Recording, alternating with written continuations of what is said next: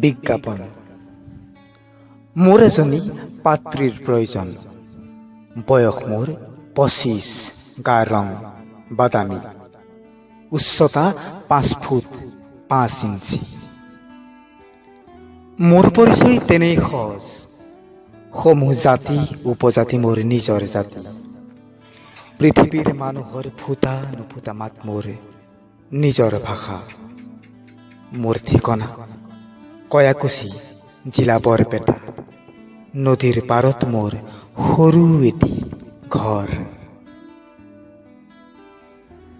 পাত্ৰীজনেও হ'ব পাৰে শুকুলা, বাদামী অথবা ক'লা। তাই কোন ধৰ্মৰ প্ৰাৰ্থনাকাৰী, তাইৰ জিভাৰ ভাষা কি, ক'ত এৰি আহিছে তাইৰ ঘৰ, কি তাইৰ জাতি, এই সকলোবোৰ সংজ্ঞা মোৰ বিবেকত তুচ্ছ হ'ব পাৰে।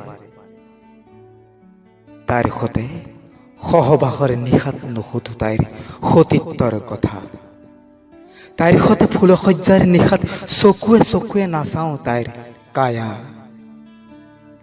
কাৰণ ইয়াত জাতি ধৰ্মৰ নামত ধৰ্ষিত হয় মোৰ মা।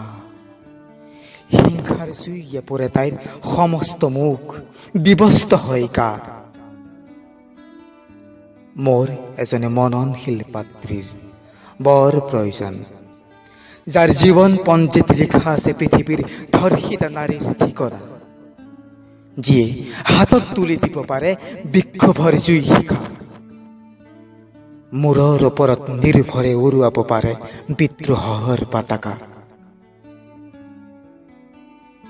মই তেনেই এজন দৰিদ্ৰ যুৱক।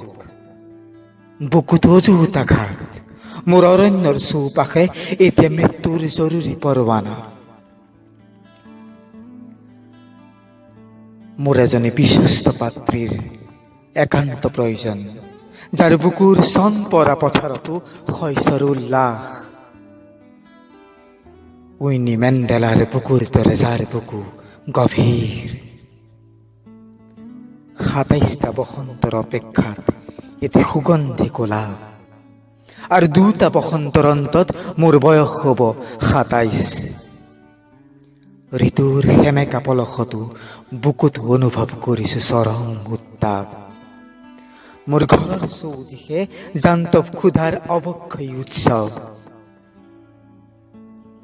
মোৰ এজনী আদৰ্শ পাত্ৰীৰ একান্ত প্ৰয়োজন, যিয়ে মানুহৰ কঠিন যাত্ৰাটো মূৰ্খতে হ'ব পাৰে দুৰ্গম বাটৰ বিশ্বাসী সহচৰ।